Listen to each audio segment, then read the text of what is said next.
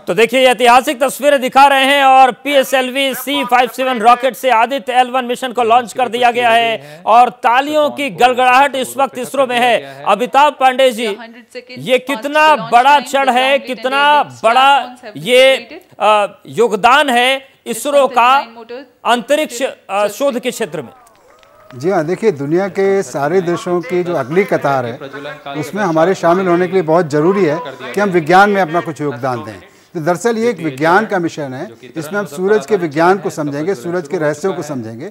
सारे दुनिया के वैज्ञानिक लगे हुए हैं। एक सोहो मिशन था सबसे पहले नासा का, फिर सोलर डायनेमिक ऑब्जर्वेटरी आई, फिर स्टीरियो मिशन आया और हमारा जो आदित्य है ये भी सूरज के रहस्यों को जानने समझने की कोशिश करेगा और इससे जो हमको आंकड़े मिलेंगे इससे सारी दुनिया के वैज्ञानिकों को सूरज को और अच्छे से समझने का मौका मिलेगा। अमिताभ जी, ये जो पहले स्टेज की बात हो रही, दूसरे स्टेज की बात हो रही है, इस वक्त ये क्या है?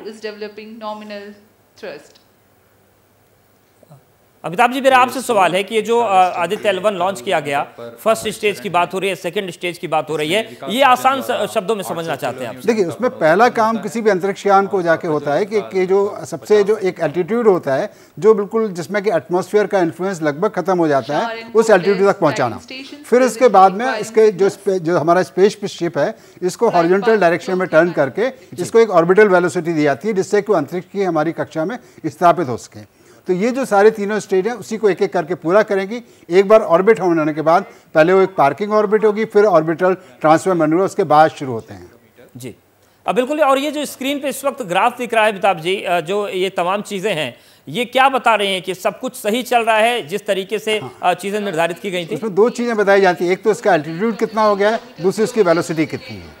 ये दोनों चीज़ें अगर सही आंकड़े चल रहे हैं कि मतलब हमको जिस रफ्तार इसको हम देना चाहते हैं और जिस एल्टीट्यूड पे पहुंचाना चाहते हैं उसमें सही तरीके से पहुंच रहा है कि नहीं पहुंच रहा है। तो जो मिनिमम ऑर्बिटल वेलोसिटी होती है वो हमको सबसे पहले अचीव करनी है, जो लगभग 28,000 किलोमीटर पर आवर की होती है।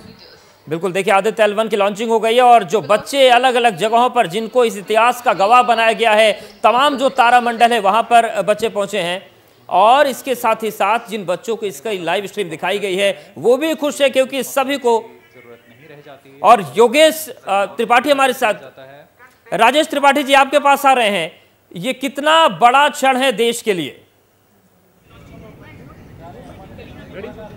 जी बहुत बड़ा क्षण है, बहुत बड़ा क्षण है क्योंकि मैं इस वक्त हूँ मुंबई के CISF कैंप में और आप तस्वीरें देखिए कि यहाँ पर LED स्क्रीन लगाई है और बहुत सारे लोग जो है यहाँ पे जो है CISF की जो है यहाँ पर बैठे हुए हैं और वो इस लॉन्चिंग को देख रहे हैं। क्या कहेंगे, कितने गर्व की बात है? बहुत गर्व की बात सर, बहुत महसूस हो रहा है कि हमारे भारत में, हमारे इंडिया में ऐसा हो रहा है, बहुत अच्छा महसूस हो रहा है। ये CISF के जवान है और देखिए कि यहाँ पर इस लॉन्चिंग को बिल्कुल राजेश, बहुत उत्साह है। एक बार लता के पास भी चलते हैं। लता, आदित्य L1 लॉन्च हो गया, अब किस तरीके का उत्साह है जहाँ पर आप हैं?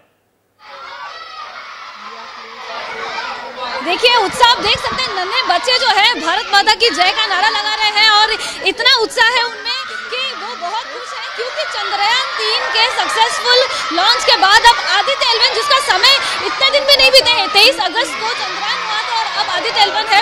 इस वजह से नन्हे बच्चों की जो आंखों में खुशी है वो आप देख सकते हैं कि किस तरह से वो क्या कहना चाहेंगे मैम, क्या कहना चाहेंगे? बच्चों में उत्साह इतना ज्यादा है और आदित्य L1 लॉन्च हुआ सक्सेसफुली,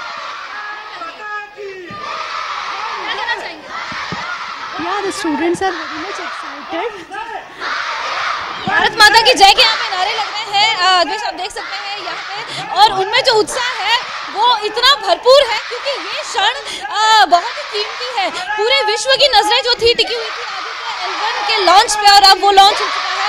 अब 4 महीने के बाद किस तरीके से ये जो लॉन्च हुआ है उसका फल मिलता है, कितने जो वहाँ पे रिसर्च होंगे, किस तरीके से रिसर्च सामने आते हैं, उस बारे में हम सबकी नजरें टिकी होंगी। और नन्हे बच्चे जो है उनकी निगाह है बहुत मासूम होती है, उनके सपने लेकिन बड़े बहुत होते हैं और ये जो सपने हैं आप बिल्कुल लता, ये समझ सकते हैं कि उत्साह कितना ज्यादा है और इन बच्चों को भी ये अंदाजा है कि कितना बड़ा इतिहास रचने की तरफ भारत है। मिर्जा फैजान सर आपके पास आ रहे हैं।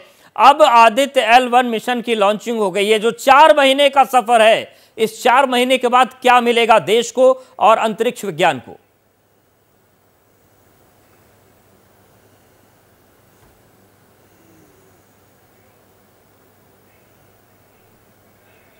जैसा कि हमने बताया कि अभी पहले तो ये ट्रांसफर मैनोवर करके जब 4 महीने के बाद ऑर्बिट में पहुंचेंगे, हम जब हेलो ऑर्बिट में स्टैब्लिश हो जाएंगे, तो उसके बाद डिफरेंट जो 7 पेलोड्स है वो स्टार्ट करेंगे। तो एक साथ हम एक चीज नहीं कर रहे हैं, मल्टीपल चीज की स्टडी कर रहे हैं।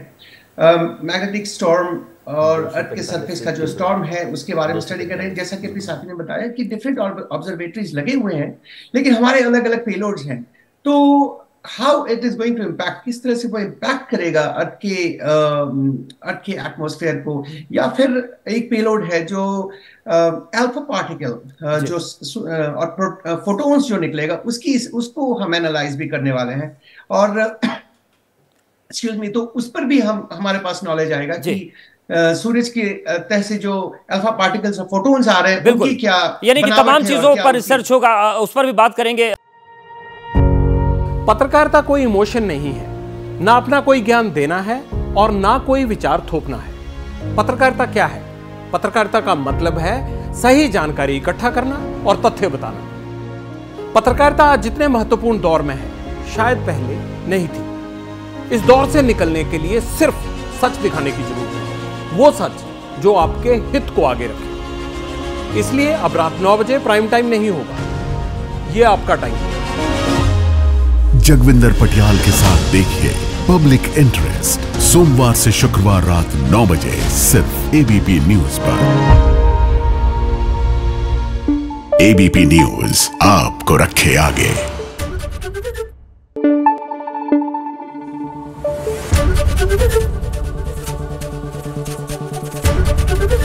एबीपी न्यूज आपको रखे आगे।